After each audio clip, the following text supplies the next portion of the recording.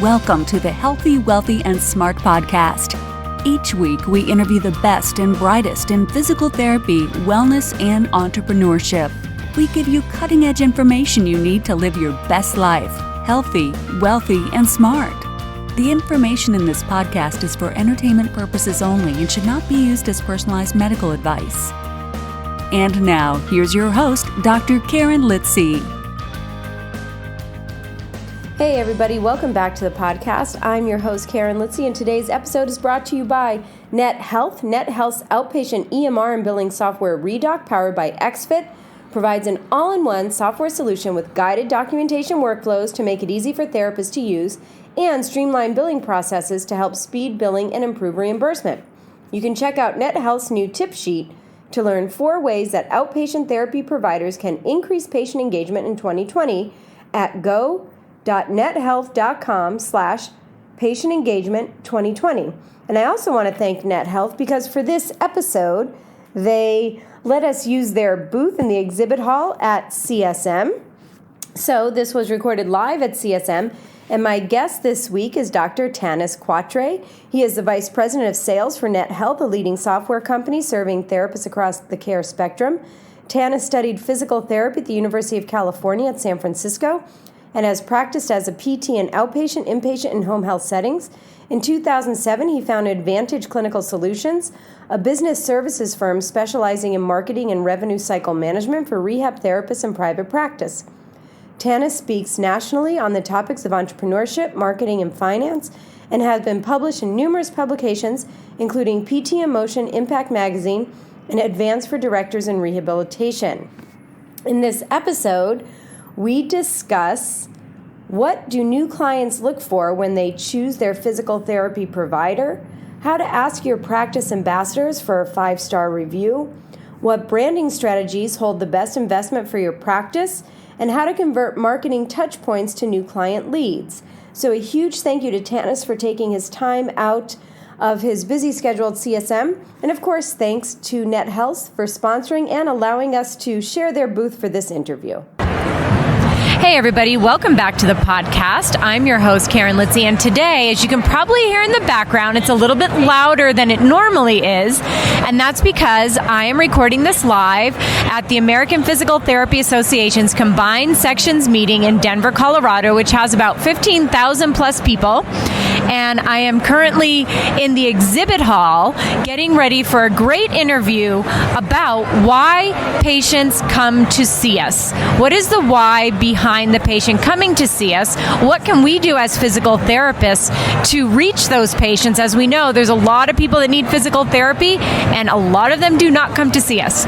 To help me through all this, I'm really happy to have Tannus Quatre here to talk about what we as physical therapists can do to help get patients in to see us and to be happy with their courses of care. So Tannus, welcome.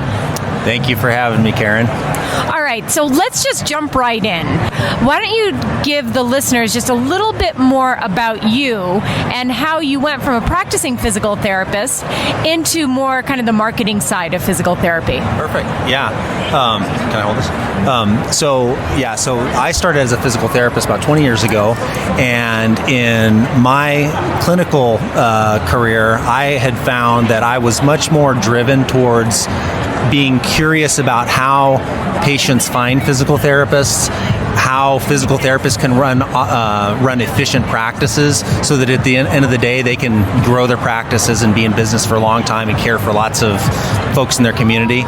So I was just really programmed to be interested in those types of things, and so I went off and started my own company that focused in areas like that, specifically in the areas of marketing, which is a lot of what we're going to be talking about today. Exactly. So then tell us now, why are first-time PTs coming to your practice? So in your experience and what you've seen with people you've helped, why are they coming?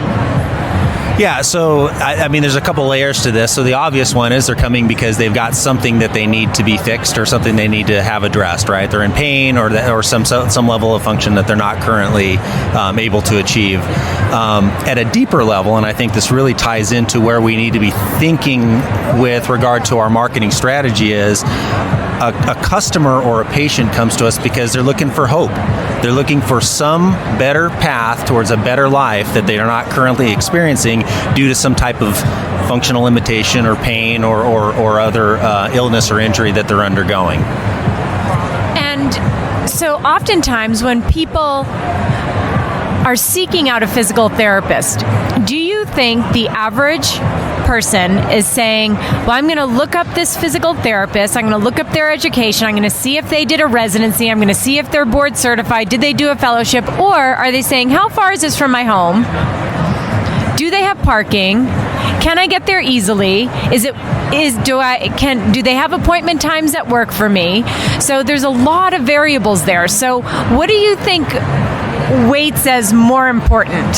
Yeah, so really, really great question. I will answer that with kind of a story that pertains to me. I don't know the first thing about cars, but I know that I have to have a car that functions in order to have a productive life, get from A to B, take the kids where they need to go, and so forth. So when I need to get care for my vehicle, I go to see a mechanic, and I choose that mechanic based on, interestingly, what I think is a really good parallel to how customers choose us as physical therapists. I assume going in as I choose a mechanic that most auto mechanics are going to hit a certain threshold for quality. I assume that I go in, I pay my money, my car is going to come out and it's going to work. Sometimes that's not the case, but the most times, and I've used different mechanics over the years, most of the time they hit that threshold. So then the question becomes, what are all of the other things that not only brings me to find a mechanic in the first place, the one that I choose, but why do I keep going back time and time again? For me, that answer comes down to mostly trust. And in that trust head, there's a lot of tentacles to that. Rapport, likability, timeliness, reliability, and so on. But really, I keep going back to someone to a mechanic for reasons other than the fact that they've got the best pedigree and the latest state-of-the-art equipment when it comes to fixing my car, because my assumption is my car is going to be fixed when I leave. And I think that that's a mindset that helps me calibrate around what are really truly the drivers of a consumer that comes in and chooses Karen Litzy as their provider and then stays with you over time. I think that assumption that we should be thinking from is that frame of mind should be that the assumption is the customer is going to get good care and they expect that, but that's the basic bar. It's all of the other things. How much do they like you? How quickly do you respond? How deep is that bond and that relationship you've created that makes them say, I'm going to come back and see you time and time again and not even bother Googling for somebody else that may be out there in their market. Yeah, and I think I love kind of taking an example outside of physical therapy. And as you were saying that, in my head, I'm thinking, like, I get my hair colored. And I love my colorist. She moved out of New York City. I tried someone else. The color was good, but I didn't have that bond or that relationship. Like, the colorist just we didn't click. We didn't vibe. So now I'm willing to take an hour-and-a-half train ride to New Jersey to get my hair colored because of the relationship that I have with this stylist, with this colorist. And so I think if we can think about it in those terms, choosing a physical therapist should kind of be the same. So I think you are going for the culture, for the person, for the relationship, and like you said, the baseline should be you get better, right? Absolutely. Your hair looks beautiful, by the way. But yeah, that's a great example. So another way to maybe say it is how I think about it is we're looking for peace of mind. We're going to have different challenges throughout our life, whether it's our car or our body, and we need a doctor as a physical therapist or a medical doctor. We need folks that help us complete our life, and our ability to have peace of mind that we have put together that network that is going to help us feel comfortable with the choices that we've made and be able to efficiently realize the outcomes that we're looking for, even though technically speaking, maybe you could find somebody who's a better colorist for your hair that might even be closer to you, but you've got everything you need. You've got that relationship you need, and you're meeting that bar for quality. So you go back time and time again. Yeah. And I think that's really the threshold that we should be thinking about with our customers. And that kind of segues beautifully into what I wanted to ask next, and that what is success? So when we think about a successful plan of care or a successful business, is it good outcomes or great outcomes, or is it good relationships? Yeah. Or maybe it's a combination of both. I don't know. Yeah, great question. Obviously, outcomes are extremely important. So, and I look at that as a baseline. That's the proof that we're able to achieve what it is that we've set out to achieve with our customers. So, outcomes undoubtedly. But when you do look deeper beyond that, and you're looking for metrics that help you understand, am I doing a good job of adhering to, or treating through a plan of care and making sure that I'm doing good in the moment with this one customer. Outcomes is definitely something you should be looking at, but looking deeper than that, are we creating a lifestyle that is going to be sustainable beyond us? I start to think about things like, okay, how compliant is a customer or is a patient with the plan of care that I'm putting into place? How good of a job am I doing at influencing that customer to believe that they need to be compliant with what I'm asking or prescribing them to do? And then loyalty. Are they coming back? Are they completing their entire episode of care or not? If they, do I see them through one episode and then I never hear from them again for the rest of their life, when I know for a fact that they're going to need myself or a substitute for myself at some point in time? To me, those are really, really important indicators of success when it comes to how good of a job are we doing, not at just being technicians as rehab therapists, but as educators, ambassadors for the profession, that really the better job that we do there to set our clientele up to be able to know when to use us effectively and how to adhere to what we prescribe to them. To me, that's really where success comes in, because by us planting those seeds correctly and motivating and influencing our customers to participate, that's ultimately how they're going to keep themselves healthy for a lifetime. Yeah. And I love that you use the word ambassador. I use that all the time, because someone asked me a couple of weeks ago, well, I don't want to say you're a referral source. I don't want to say, oh, my patients are referral sources. Isn't there something else I can use? Because it just feels icky to this person. It feels icky to me too. And I said, well, instead of saying referral sources, I say that my former patients or clients are all ambassadors for my practice. Yeah. And that's what I say to them, like, thank you for being such a great ambassador. So I don't have a referral fee or anything like that. Yeah. I just have like a lot of thank you cards that say thank you for being such a great ambassador. So I'm really glad that you use that, because I think that's a mindset that perhaps people have to get out of. Yep, absolutely, and I appreciate that point. I would say also that I love the word ambassador, and I think that being an ambassador is very empowering, and empowering somebody is a gift. And us as therapists, we have the ability to provide that gift to our clientele by helping them feel like they're now part of the profession by doing what? By going out and encouraging others to experience the same benefits that they have. And if we get that mindset right, and we really have a culture of ambassadorship, both within our profession as our professionals and with those that we serve, sky's the limit for what we can create. And I think it goes beyond your individual practice, but it helps to elevate the profession of physical therapy. Absolutely, yeah. And it makes things like when we're talking about marketing and how do we, marketing is kind of like a logistical, tactical, strategic thing, right? It's like, how do we attract people to us?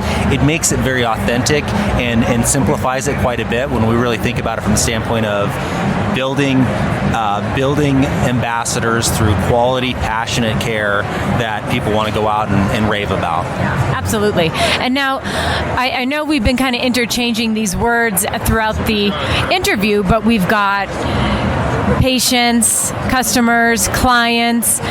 In your experience, what kind of clicks for that potential person coming to see you? What do they want to be called? Or what should we be calling them? Or does it matter? Yeah. I think they probably want to be called by their first name. I think that what we want to, I think that the mindset that we want to be in, though, is that, and this is my personal preference, but I'm an ambassador of this idea, so I'm going to be passionate about this, is customers have a choice, and choice is the key. If we look at that variable there, a customer can choose to come see us for the first time, and they can choose to come see us time and time again. They can choose to be compliant with their prescribed therapies, which sometimes are painful or not very enjoyable at all, right? The choice is really that key term, and for me, choice equates to being a customer. Customers have a choice.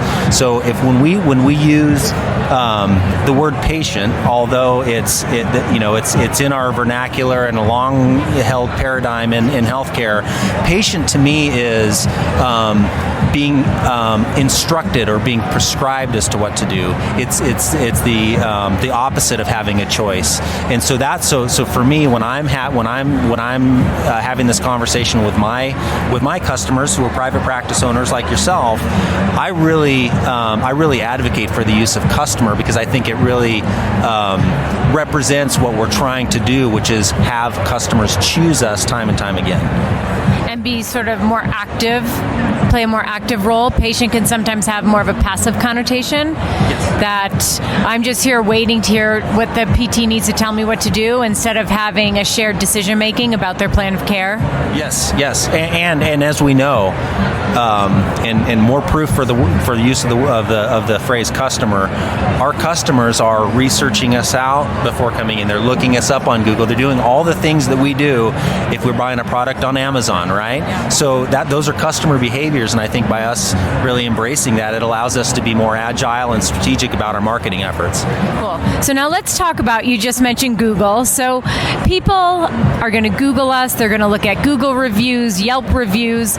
So what drives these positive reviews that people are hopefully reading about us? And on that note, we're going to take a quick break to hear from our sponsor, Net Health, and we'll be right back.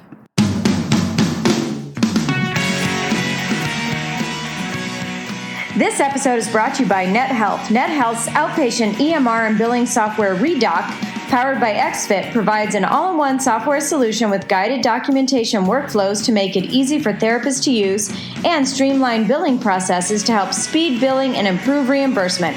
You can check out NetHealth's new tip sheet to learn 4 ways that outpatient therapy providers can increase patient engagement in 2020 at go.nethealth.com/patient engagement 2020.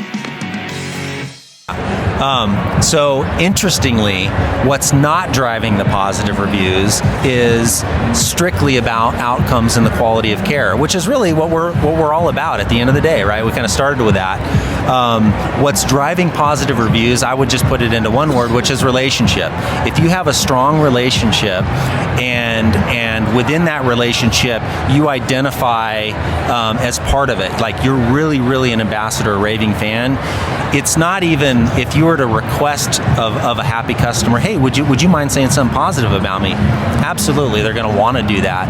But if you think about what really drives someone to take it upon themselves to say, you know what, you're so damn good that I'm going to go out and do a solid for you because I want to help build your business for you, that's based on a relationship.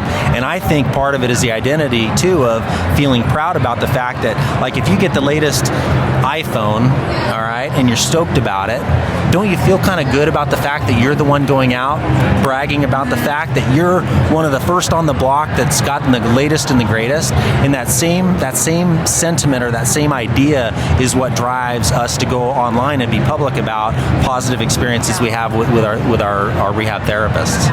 And now let's say, we're going to get to marketing in a second, but let's say you're a physical therapist, a private practice owner, or you're working for a private practice. How do you bring up to your client or your customer like, hey, I would really love for you to leave a review on Yelp or on Google. When is the right time to do that? And is there any verbiage that we want to avoid? Yeah, okay. I love the question. The answer is yes, there's a right time. What I coach therapists to be looking for is, I just call it the opportunity. And it's happening like right now as we speak. By the time we're done with this, that opportunity will have happened in hundreds of clinics throughout the U.S. as we speak. That opportunity can come by way of a customer saying, hey, I feel great today. That's a lead for us, right? That's somebody who's happy and they're expressing that to us. It can be somebody who has achieved an outcome that they had not yet achieved, or they met a goal that you had established together and you both acknowledged that in the moment. There's really deep moments too, and we've all had them, where a customer or a patient gives us a big warm hug and tells us that they love us and they've never ever been in this position before, having met us, and they're that emotionally bonded to us in that moment. They might even have a tear in their eye. Those are all opportunities, and there's infinite flavors of what those can look like. But the first thing we need to do is identify, or be trained really, to see that as truly an opportunity to now build an ambassador. Because now the next step is to empower that patient or that customer to go out and do something that's going to make them feel even better, and it's going to give back to the profession, and it's going to support your business. So once you identify that opportunity, it's in a very authentic and sincere way to say, hey, listen, what you just expressed to me as my patient or as my customer means the world to me. And that's why I exist. And I want is to help people just like you. Would you be willing to help me help others experience what you're going through in this moment right now? The answer is going to be a resounding yes. Now it's logistics. Okay, would you like to know how? This is what you can do. Are you on Google? Do you have a Facebook account? Are you on Yelp? You figure out what flavor suits your business needs best. We find that it's easiest on Google or Facebook because most people are there. But it's simply, hey, if I provide you with a link and all you had to do is click that link and leave a positive review, would you be willing to do that? Would you make that commitment to me? The answer is going to be a resounding yes, and we find that to be highly successful at tying the opportunity to the ask and to the result. Perfect. Thank you. I'm sure a lot of people will find that super helpful. So now we spoke about why people are coming to you for the first time. What does success look like? What drives those reviews? How we should be thinking about our customers or clients? Patients. Clients first. Customers or clients. So let's now tie that all together and talk about marketing. So how does all of that tie into the way we should or could be marketing our practice? Yeah, I mean, in infinite ways. But just an easy question, right? Yeah, well, to me, that's all the fodder that the best marketing plans out there for large organizations or small should be using, which is, do we have our fundamentals right? Do we have customers that we can benefit? Do they say positive things about us?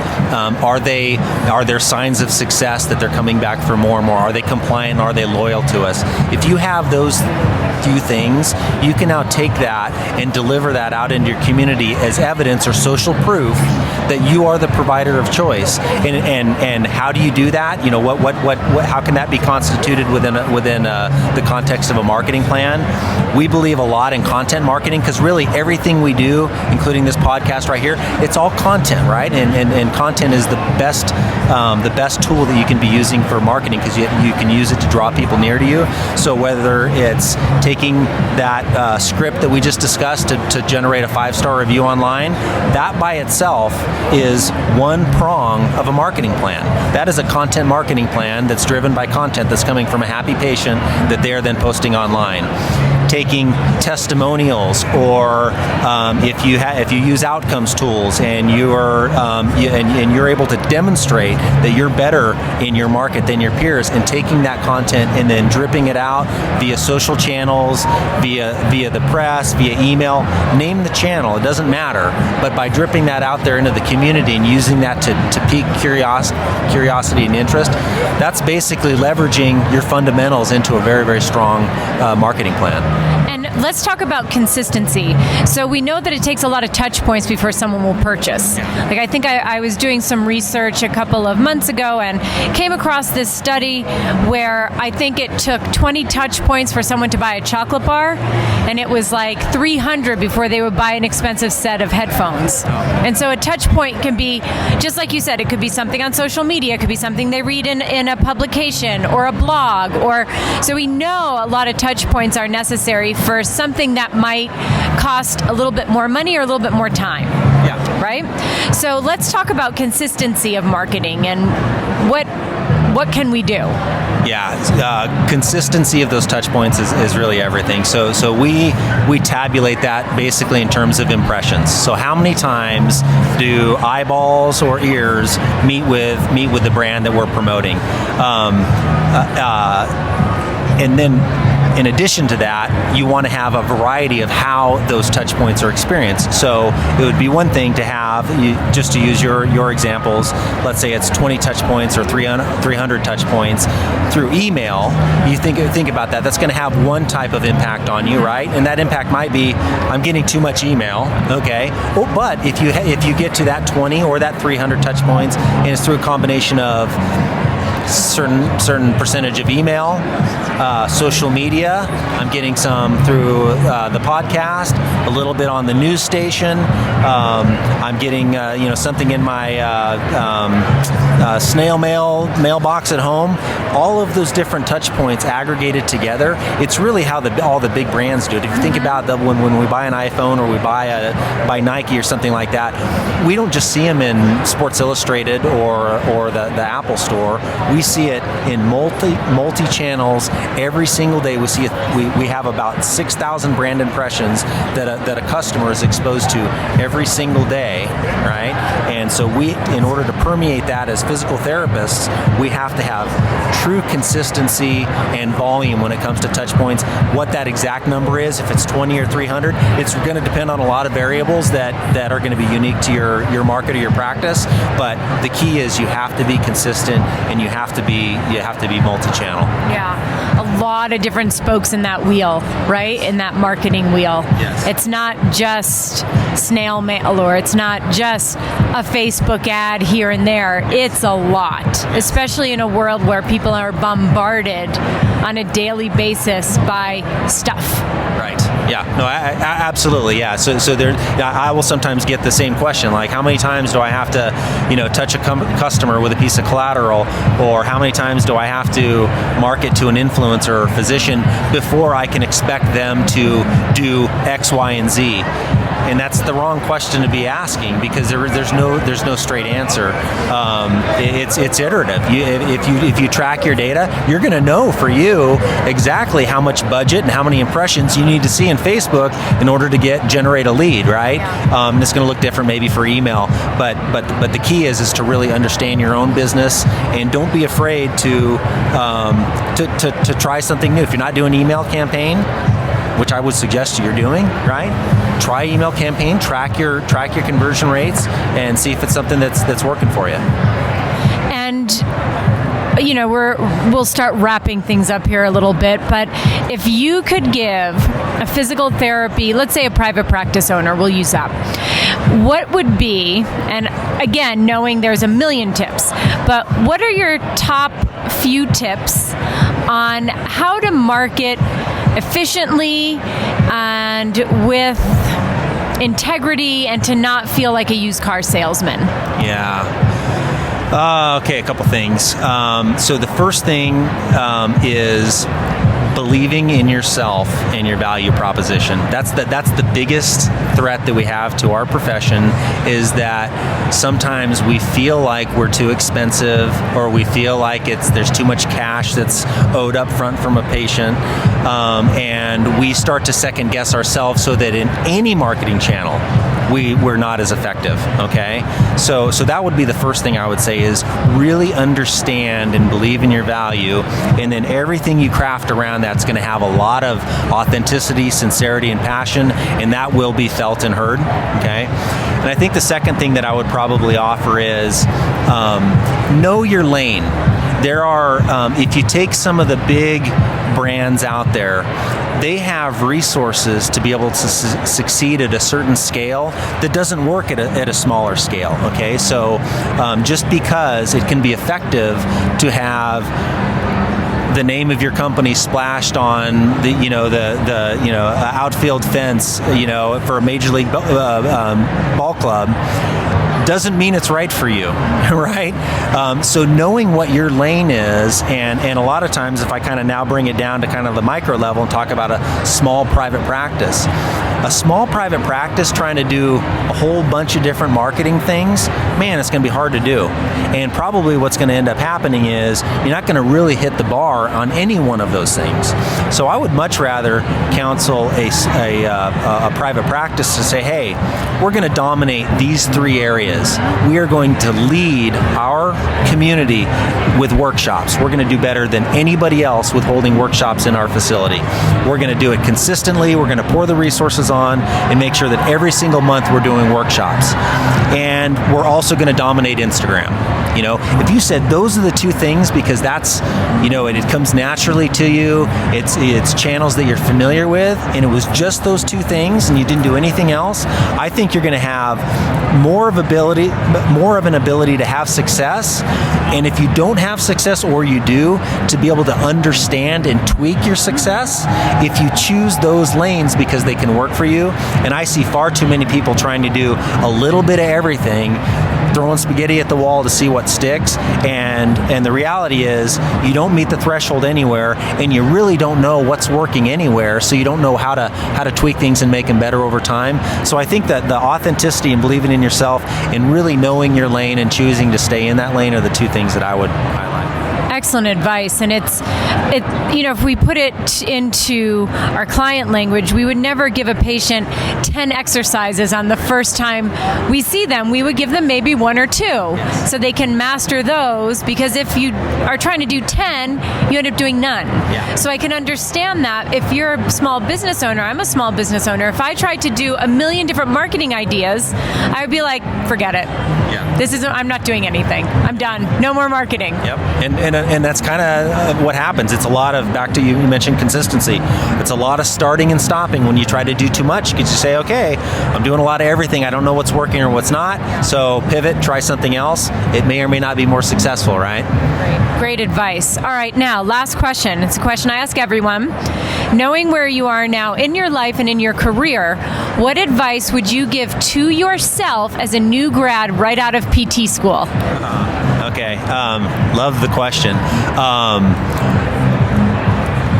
Leave fear at the door. I spent too much of the early part of my career, probably the first 5 to 7 years or so, asking for a lot of permission, thinking that there was a lot of things that weren't quite right for me, and that there was some excuse or some magic wand that other people had that achieved things that I thought were really compelling or intriguing, instead of just getting out there and saying, screw it, let's just fail fast, fail often, and get on the path to success.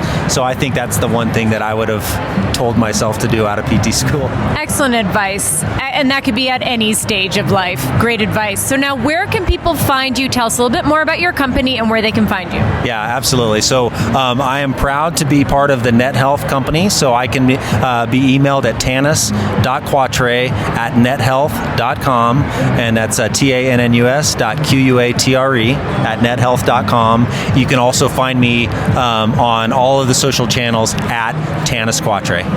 Awesome. Well, thank you so much for taking the time out and in the middle of CSM, and hopefully this isn't too loud for all of you listening. I don't think it is, but thank you so much, Tannus. This was great. And again, if anyone wants to reach out to Tannus, we will have all of those links in the show notes at podcast.healthywealthysmart.com. So thank you. I love it. Thanks for having me, Karen. And again, a big thank you to Tannus for taking time out for this interview at CSM. And of course, thanks to our sponsor, Net Health. Their EMR and billing software, Redoc, powered by XFIT, provides an all-in-one software solution with documentation workflows and streamlined billing processes. You can check out Net Health's new tip sheet to learn 4 ways that outpatient therapy providers can increase patient engagement in 2020 at go.nethealth.com/patient engagement 2020. Thank you for listening, and please subscribe to the podcast at podcast.healthywealthysmart.com. And don't forget to follow us on social media.